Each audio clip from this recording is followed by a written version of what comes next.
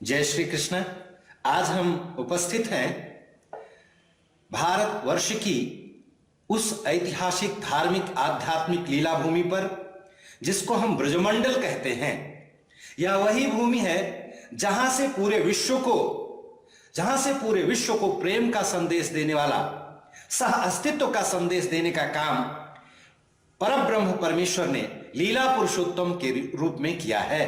यहां के कण कण में उनकी अनुभूतियां सहज संपूर्ण देशवासियों को ही नहीं तो अपितु देश देशांतर से आए लोगों को सहज में अनुभूति होती हैं।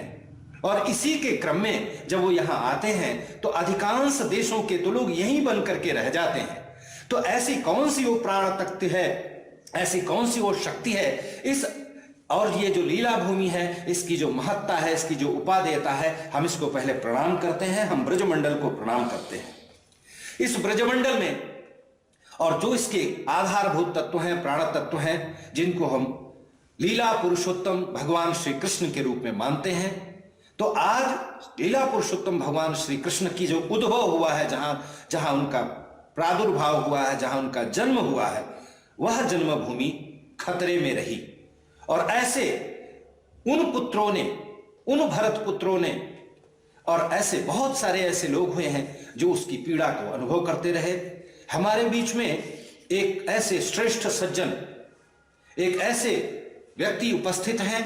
आइए हम उनसे बात करते हैं। भगवान श्री कृष्ण की जो लीला भूमि है, जो जन्म स्थान है, उस जन्म स्थान को मुक्त कराने के लिए, उस जन्म स्थान को और दोबारा पुनर्प्रतिष्ठित करने के लिए, विश्व प्रतिष्ठित करने के लिए ऐसे संकल्प लेकर के और जो प्रयत्नशील होकर के आगे बढ़े हैं, हम आइए उनसे कुछ बातें करते हैं जिससे आपके मन में उनके प्रति और उनके कार्य के प्रति, उनके लक्ष्य के प्रति सुस्पष्टता हो जाएगी। और हम सब भी उनके पीछे लग करके और शक्ति का घनत्व लेकर के और उनके उस लक्ष्य को अपने जीवन लक्ष्य के रूप में स्वीकार करके और भगवान श्री कृष्ण के उस जन्म स्थान को मुक्त कराने की इस मुक्ति यज्ञ में हम भी अपनी आहुति दे सकेंगे।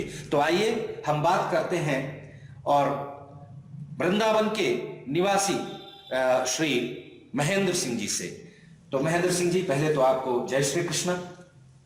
महेंद्र सिंह जी, मैं चाहता हूं कि आप संक्षिप्त में अपना परिचय दें।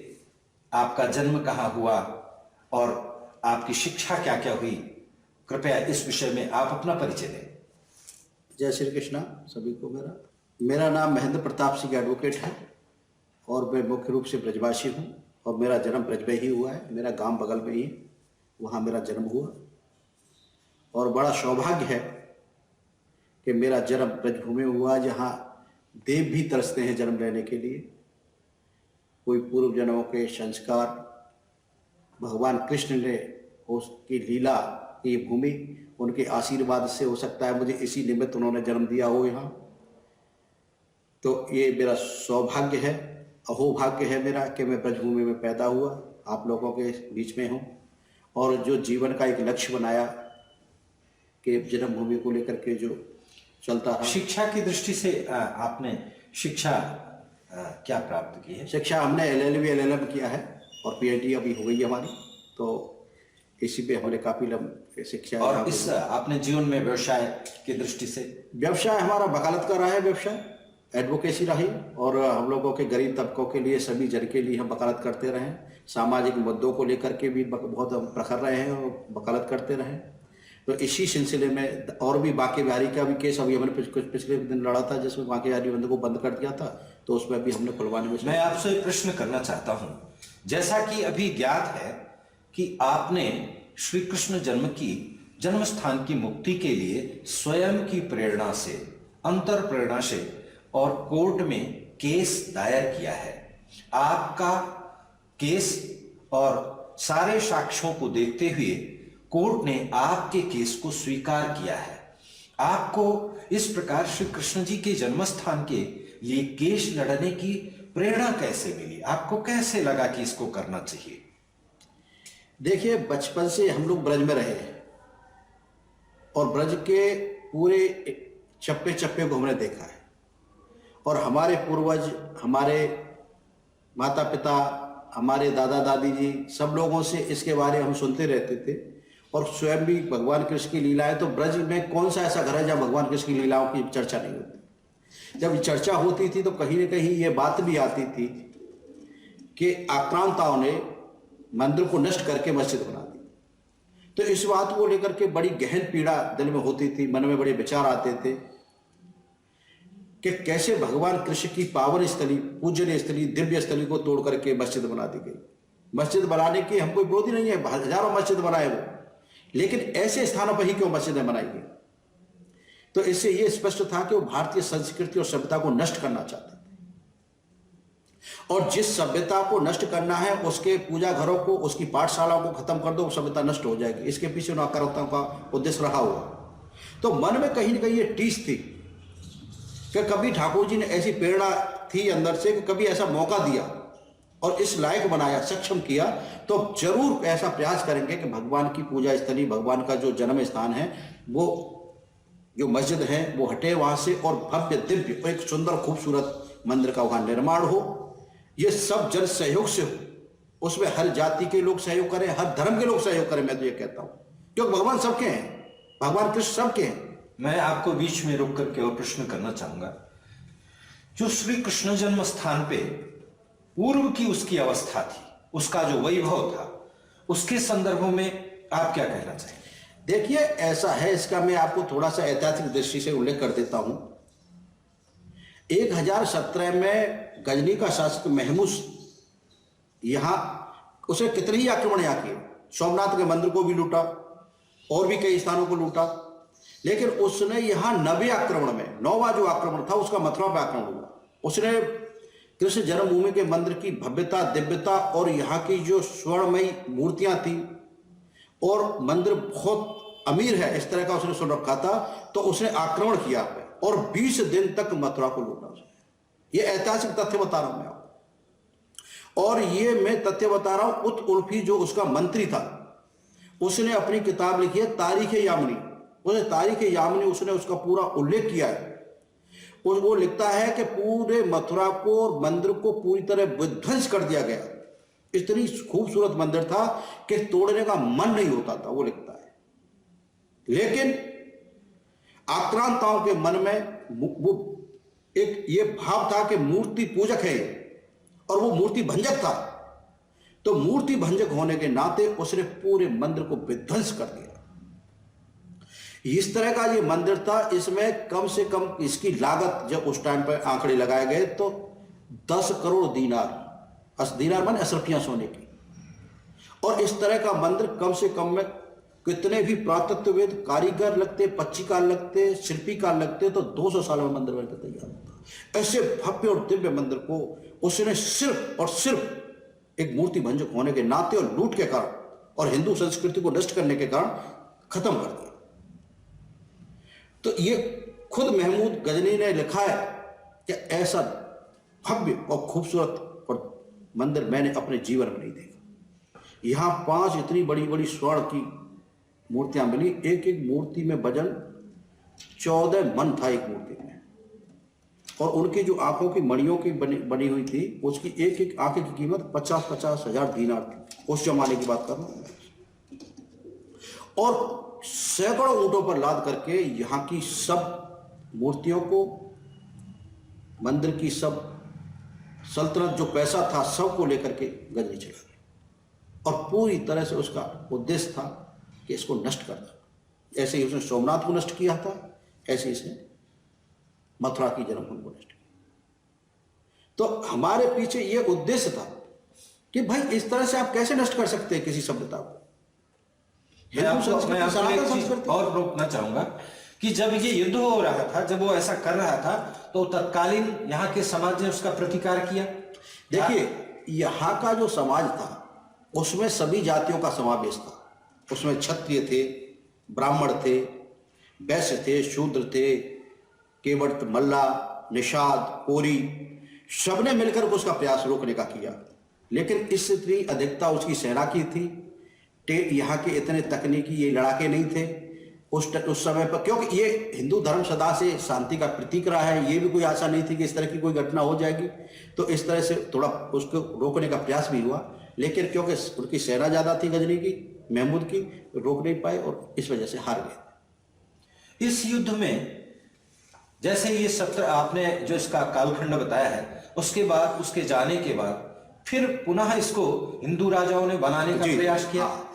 1200 में विजयपाल देव ने इसको पुनः स्थापित किया, उसको पता चला और उसने इसके निर्माण कराया और उसने बड़े एक दिव्यता के साथ पुनः, क्योंकि भगवान कृष्ण की जन्मभूमि है, उसने बड़े दिव्यता भव्यता के साथ पुनः इसका निर्माण कराया।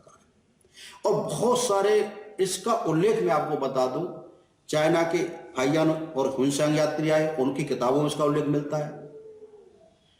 इटली से नूरामी करके एक इतिहासकार आए, उनकी किताबों में इसका जिक्र मिलता है। और एक यूनान के एक बहुत प्रसिद्ध टालमी करके लेखक थे, उन्होंने की किताब है, उसमें लिखते हैं कि ये देवताओं का शहर है, ये दिव्यता के साथ जीता है। बेब्यूअर और बेबिनर की किताबों में उल्लेख मिलता है कि एक ऐसा ही वृंदावन और मथुरा एक शहर है जो अपनी दिव्यता के और भव्यता के लिए प्रसिद्ध है। अदरवाइज दिल्ली से लेकर के आगरा तक कोई ऐसा शहर नहीं बसा। ये आगरा से 18 कोस दूर है। इसके बाद 1200 में विजयपाल देव ने इसका निर्माण कराया और फिर 1588 में, माफ करिए 1588 में सिकंदर लोदी ने अपने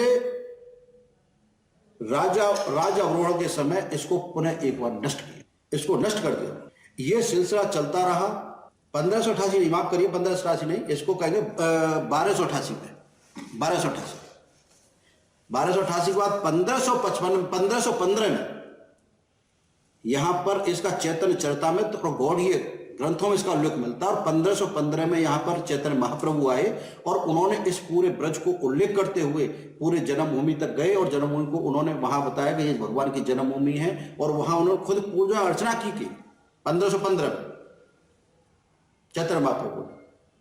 और इससे पहले ये लगातार उनका निर्माण कराया वीर सिंह बुंदेला ने। कालखंड क्या रहा? कालखंड रहा होगा 1563 के आसपास की बात है। वीर सिंह बुंदेला यहाँ के राजा रहे, ठीक है।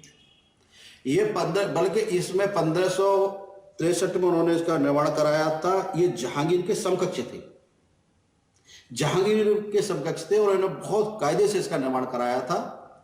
और वीर सिंह बुंदेला ने इसमें उस टाइम पर 33 करोड़ रुपए की लागत आई थी इसको। चारों तरफ से बुर्जों का निर्माण कराया गया, बहुत पच्चीकारी कराई गई थी और इतना खूबसूरत इसमें बंदरों के चित्र, गायों के चित्र इसकी दीवार पर बनाए गए थे।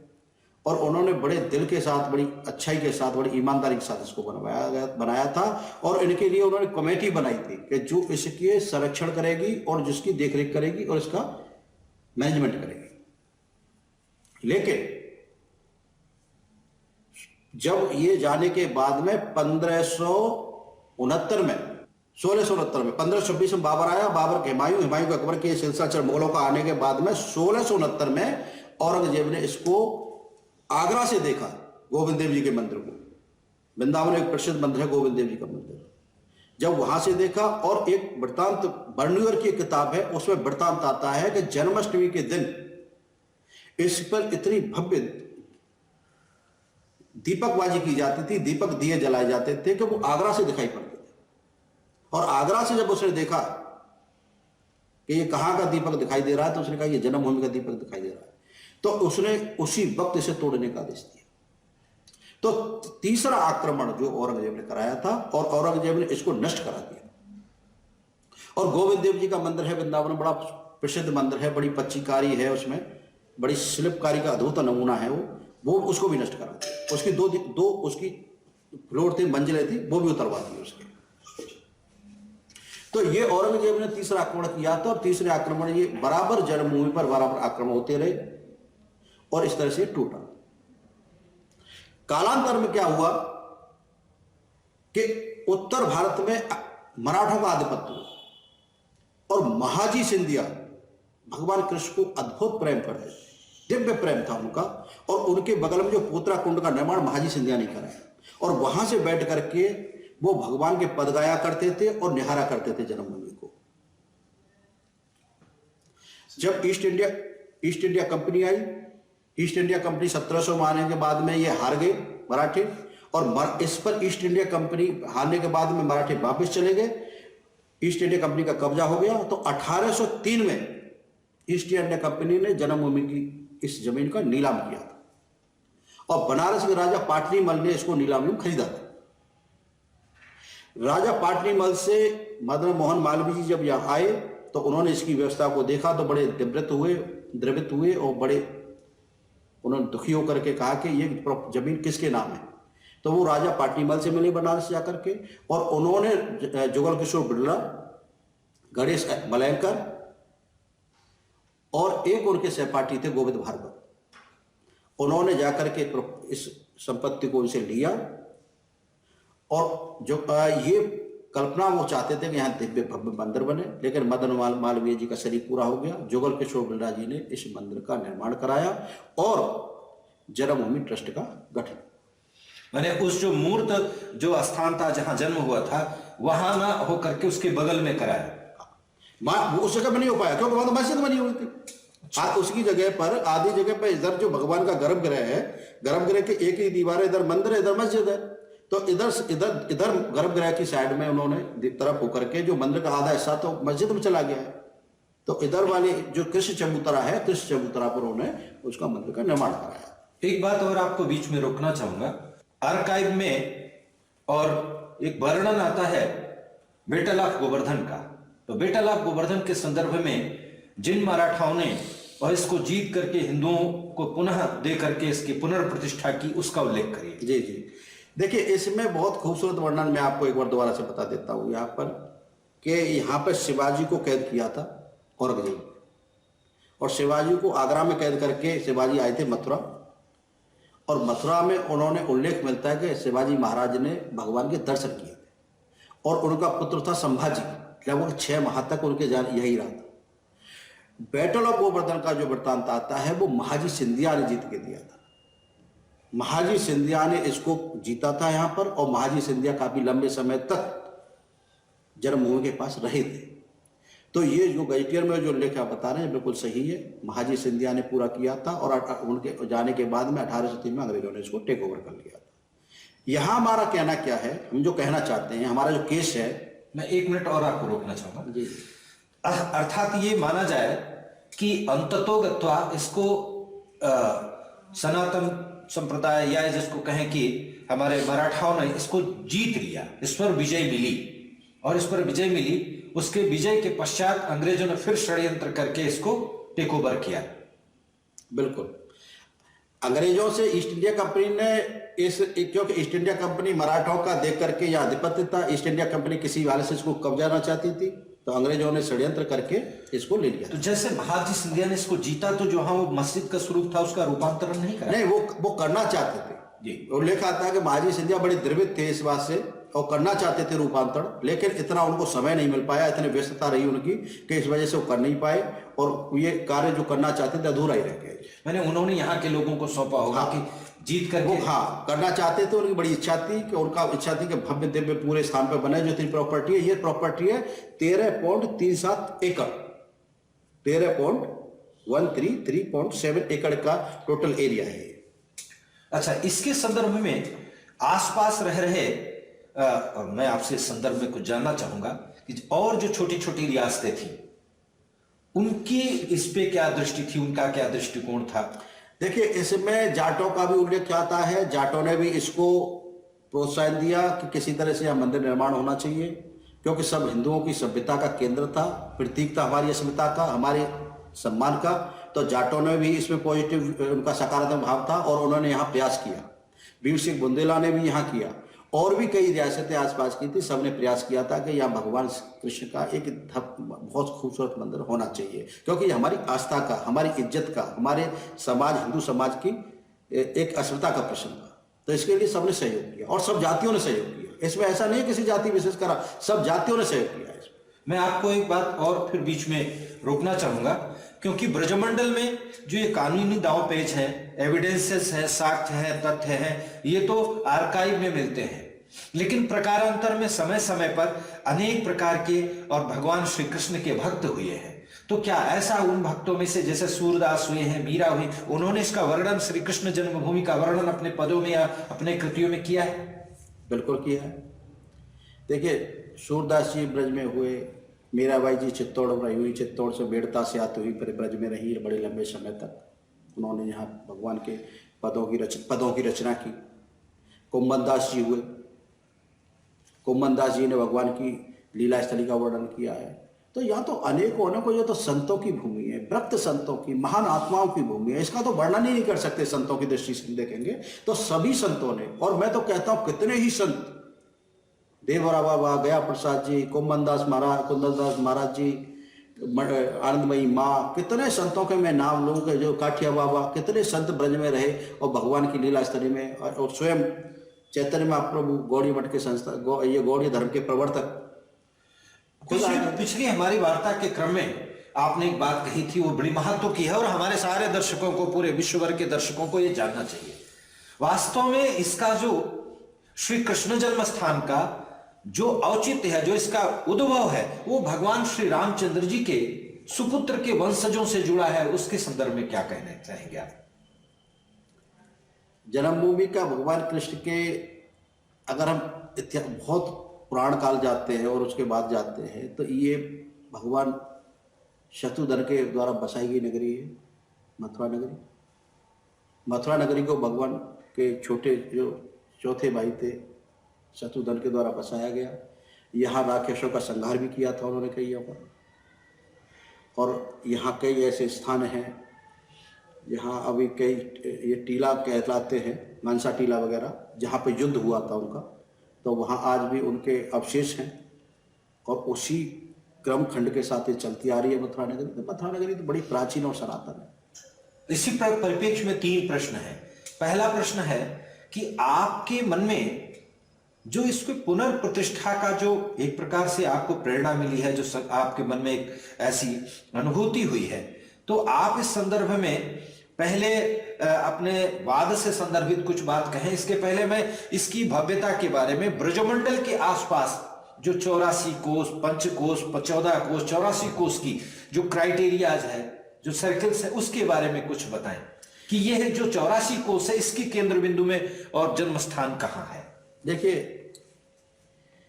ब्रज का जो वर्णन आता है, ब्रज भूमि असल में इस स्थल का टुकड़ा नहीं है, ये गोलोक से आया हुआ है स्थल है, जो 84 कोस का एरिया है, जिसमें भगवान की लीला स्थली है पूरे 84 कोस में।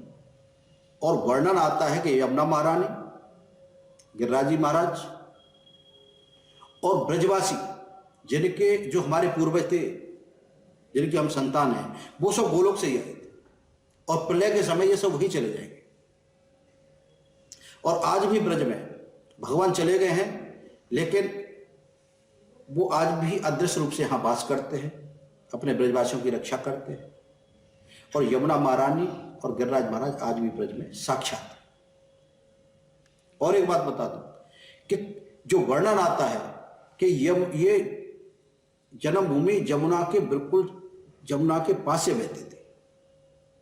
यमुना महारानी जन्मभूमि के पास से बहती थी, बिल्कुल पास से बहती थी। लोग स्नान करते थे, उसके बाद उसमें दर्शन करते थे। कालांतर में थोड़ा सा यमुना महारानी वहां से हटी। ये बड़ी महत्वपूर्ण बात है। ये कई पुस्तकों में इसका संभार लिया गया है, इसका उल्लेख है। और मैं 84 कोस का जैसे वर्णन कर रहा था, तो गोवर्धन, नंदगांव, वर्षाना, गोकुल, वलदेव, वृंदावन, ये भगवान की लीला स्थली, क्रीड़ा स्थली, जन्म स्थली रही है। 84 कोस की परिक्रमा पूरे ब्रज की लगती है। 21 किलोमीटर की परिक्रमा गिरिराज जी महाराज की लगती है। फिर 3 वन की परिक्रमा कहते हैं, 3 वन, जिसमें मथुरा वन, वृंदावन, महावन, ये 3 की परिक्रमा लगती है। इस तरह से अलग अलग परिक्रमाओं का उल्लेख है, अलग अलग पूजा का सिलसिला है। और मथुरा और वृंदावन तो ब्रज का हृदय है। और जन्मभूमि भगवान जहां साक्षात प्रकट हुए, साक्षात जन्म लिया, वो तो वैसे ही पवित्र पावन है कि यहाँ त्रिलोकी का स्वामी ब्रह्मांड नायक स्वयं प्रकट हुआ हो, उस जगह की तो कल्पना, उसका तो कहना ही क्या है, उसका तो वर्णन ही हम नहीं कर सकते। तो ब्रज तो अद्भुत है, ब्रज का एक एक कण और ब्रज में एक एक बिताया हुआ क्षण बड़े सौभाग्य से और बड़े धर्म कर्मों से पुण्य से मिलता है। आपके कहने का तात्पर्य यह है कि जो ये संपूर्ण 84 कोस की यात्रा है, इसका केंद्र बिंदु अपना कृष्ण जन्म स्थान। बिल्कुल बिल्कुल बिल्कुल बिल्कुल। जन्म स्थान के बाद फिर लीला स्थान, हाँ, फिर रास स्थान, हाँ, फिर उनकी क्रीड़ा क्रीड़ा स्थान है, स्थान। उनकी रास जन्म स्थान है। वहां हुआ, फिर लीलाएं, जन्म के बाद ही लीला, क्रीड़ा, रास, क्योंकि जन्म उसका प्राथमिक और एक प्रकार से केंद्र है। तो इस प्रकार से आपने ये जो बाद प्रस्तुत किया है, इसमें आपने कितने किन किन धर्म ग्रंथों का, चूंकि हम तो भावनाओं के सहारे संपूर्ण विश्व में और भावनाओं के सहारे भगवान को माना जाता है, लेकिन ये जो कोर्ट है, ये जो न्यायालय है, ये साक्ष्य चाहती है। आप इसके संदर्भ में भावनाओं के सहारे हम कैसे इसको सिद्ध, आप कैसे सिद्ध करेंगे कि साक्ष्य आपके पास क्या होंगे, कैसे सिद्ध करेंगे? आपने किन किन धर्म ग्रंथों का, किन किन साक्ष्य के ग्रंथों का आपने अध्ययन किया है? देखिए, इसमें ईशा पूर्व की बहुत सारी किताबें हैं और इसको केशवदेव कटरा के नाम से इस स्थान को जाना जाता था, यानी केशवदेव का मोहल्ला पे केशवदेव कटरा के नाम से जाना जाता है इस एरिया को, पूरे क्षेत्र को। और इसमें हमने पुराने ईशा पूर्व के भी, सिकंदर के समय के भी धार्मिक ग्रंथों का तो हमने चैतन्य चरितमृत, बहुत अच्छा, 1515 में जब आए थे चैतन्य महाप्रभु, तो कृष्णदास कबीराज द्वारा रचित चैतन्य चरितमृत को हमने प्रस्तुत किया। गौड़ीय संप्रदाय के जितने भी ग्रंथ उनको किया, निम्बार्क संप्रदाय के उनको हमने किया। नाम लें कृपया, नाम। हाँ। हमने गीता का उल्लेख किया है, भागवतम का उल्लेख किया है, कुम्भनदास जी द्वारा रचित उनका किताबों, उनके धर्म ग्रंथों का वर्णन किया है, उनको प्रस्तुत किया है। हमने ग्राउज की मेमोरी ऑफ ग्राउज रखा है, जो डीएम रहे थे यहाँ पे मथुरा के, ब्रिटेन के निवासी थे। ग्राउज कालखंड क्या था? कालखंड तो उनका था ये 1915 के आसपास यहाँ पर रहे। जन्मभूमि का इतिहास प्रभुदयाल मित्र की बुक है, ब्रज की संस्कृति, मराठों की किताबों का भी हमने उल्लेख उसमें किया है। महाजी सिंधिया की मेमोरी ऑफ महाजी सिंधिया, वो भी हमने प्रस्तुत किया कोर्ट के सामने। आर्कोलॉजी सर्वे ऑफ इंडिया की किताबें, आर्कोलॉजी ऑफ ब्रज रखी है हमने, वो प्रस्तुत की है कोर्ट के अंदर। हमने ब्रोडियर की किताब हमने रखी है, बेल्टिनियर की किताब रखी है, हुनसांग और फाइयान की इंडिका, हुनसांग और फाइयान की जो चीनिया थी उनकी किताबों को हमने रखा है। यूनानी था मैगस्थनीज की किताब थी इंडिका, उसको हमने प्रोड्यूस किया कोर्ट के सामने। इब्न बतूता की पुस्तकों को हमने रखा है। नूरामी इटली का एक बहुत बड़ा इतिहासकार रहा है, उनकी किताबों को हमने रखा है। टोलमी की किताब है देवताओं का शहर, उसको हमने कोर्ट में प्रस्तुत रखा है। लगभग हमने 70 से ज्यादा किताबों को ऑनरेबल कोर्ट के सामने रखा है, जिसमें उल्लेख है कि पवित्र पावन भूमि ही मथुरा नगरी जो स्थान है, ये केशवदेव कटरा भगवान कृष्ण के जन्म स्थान है। और भी हम रिसर्च कर रहे हैं, हमारे सभी सहयोगियों से बात हुई है और सभी सहयोगियों से बात होकर के सभी हमारे भाइयों ने केस दायर किए। सभी का स्वागत है, सभी के सहयोग से, सभी की जाति धर्म के लोगों के साथ हमने ये केस दाखिल किया है, सभी का सहयोग है इसमें। मैं एक बात और पूछना चाहूंगा, ये जो व्यक्तिगत निष्ठा और भावना है श्री कृष्ण के प्रति, आपको कैसे लगता है कि आपको सबका सहयोग मिलेगा? किनका किनका आपको सहयोग मिलेगा? ये कोई पूछने की बात है? अरे भगवान तो जन जन के हैं, जैसे शरीर आत्मा के बिना नहीं हो सकता, ऐसे संस्कृति, भारतीय संस्कृति भगवान कृष्ण के बिना कैसे हो सकती है, भगवान राम के बिना कैसे हो सकती है? ये सभी ब्रजवासी, सभी जाति धर्म के लोग हमारे भाई हैं, हमारे साथी, हमारे सहयोगी हैं। सभी ने केस दायर किया, सभी के सहयोग से सब कर रहे हैं। न जाति का कोई बंधन है, न धर्म का कोई बंधन है, सभी का प्रेम है, सौहार्द है, सभी का भाव है कि भगवान की भूमि का एक ये जो है, यहाँ पे मस्जिद करके दिव्य भव्य मंदिर बने, भगवान की जन्मस्थली, सब लोग दुनिया से, संसार से लोग आते हैं। ऐसा कौन व्यक्ति है जो भगवान के, वो तो प्रेम के सागर हैं। अगर प्रेम की उत्पत्ति होती है तो भगवान से होती है, कृष्ण से ही होती है? तो जैसे आप श्री कृष्ण जन्म स्थान को महत्व दे रहे हैं, तो भारतवर्ष में अनेकों अनेक स्थान ऐसे हैं जहां की जो जैसा आपने शब्द प्रयोग किया, पूजा के स्थान है, संस्कार के स्थान थे, आराधना के स्थान थे, और लोगों के, और एक प्रकार से जिसको कहते शांति जहां मिलती थी ऐसे स्थान थे, उन सबको भी प्रकारांतर में लोगों ने रूपांतरित किया है। तो आप क्या अपेक्षा करना चाहेंगे कि सब जगह भारतवर्ष में उस संस्कृति के जो केंद्र थे वो सब, और उनका जो है उनकी मुक्ति हो? देखिए, मेरी तो एक भावना है, कोई मुसलमानों के साथ हमारी कोई लड़ाई नहीं है, किसी भी धर्म के साथ कोई लड़ाई नहीं है, क्योंकि ये कालांतर बहुत पहले आक्रांताओं द्वारा विध्वंस किए गए थे। और जो मुसलमान भाई हैं ये भी अपने ही देश के, ये कोई बाहर से नहीं आए, ये सब जानते इस बात को। मेरी सबसे मार्मिक अपील है कि जहाँ हिंदुओं के पूजा स्थल है, पाठशालाएँ थी, उनको खुशी से दे देने चाहिए। उससे प्रेम बनेगा, जागृत होगा, उनका सम्मान भी बढ़ेगा। और वो अपने मंदिर बनाए, खूब मंदिर बने, उनकी मस्जिद बने, हमें कोई दिक्कत थोड़ी है, वो बढ़िया बढ़िया बनाए, कोई समस्या थोड़ी है। लेकिन मेरी उनसे अपील है कि वो इन चीज़ों को हटा करके करें। एक और प्रश्न, और ये अंतिम प्रश्न है, ये आपने शुरू किया है और आपने जो जीवन में एक प्रारंभ किया है, तो अब तो आपके पीछे पूरा समाज है। आप जीतेंगे, समाज जीतेगा, आप जीतेंगे, धर्म जीतेगा। तो आपके सामने अनेक प्रकार के संकट आएंगे, आपका संकल्प कितना दृढ़ है? देखिए, भगवान ने गीता में बहुत खूबसूरत एक श्लोक आता है, अनन्य चेता माम ये जना पर्युपास्ते तेषाम नित्ययुक्ता नाम योग छिंदा। संकल्प है भगवान की नगरी को, भगवान की जन्मस्थली को पाने का। सभी का सहयोग है। मैं कोई नेता या चुनाव नहीं लड़ना चाहता, कोई नेता नहीं बनना चाहता, क्योंकि मैं इस पेशे में हूँ, सबके केस लड़ता रहा, तो भगवान की प्रेरणा हुई, आशीर्वाद हुआ, तो मैं एक केस ये भी लड़ूँ, ये मेरे अंदर की भाव था। इस वजह से मैंने लड़ा। मुझे किसी को कोई नीचा दिखाना, किसी का कोई नुकसान करना, कोई समाज में वैमनस्यता पैदा करना मेरा कोई भाव नहीं है, एक बात बता दो। दूसरी बात यह, सबको साथ लेके चलना है। मैं सबके पीछे पीछे चलूंगा, सभी लोग आगे आगे चलेंगे, मैं सबके पीछे।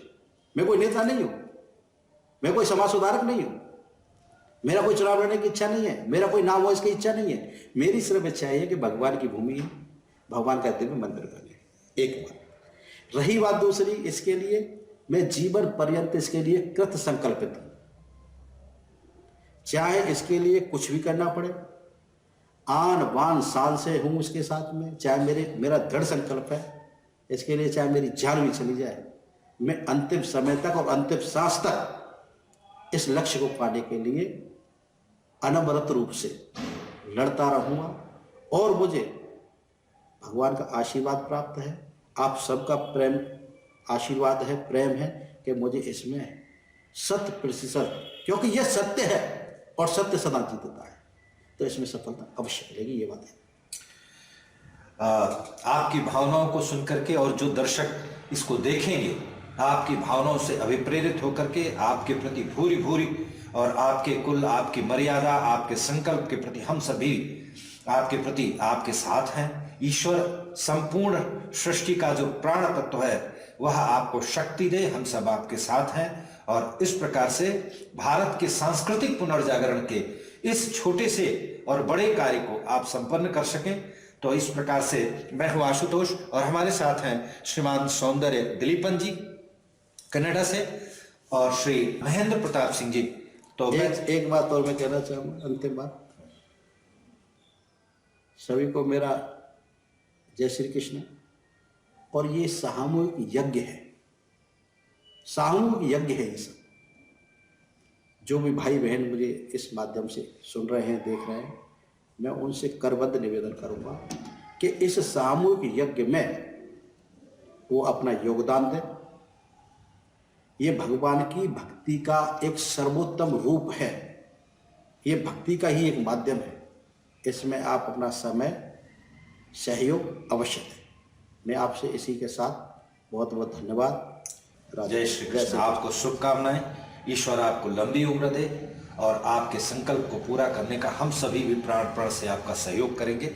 जय श्री कृष्ण। धन्यवाद।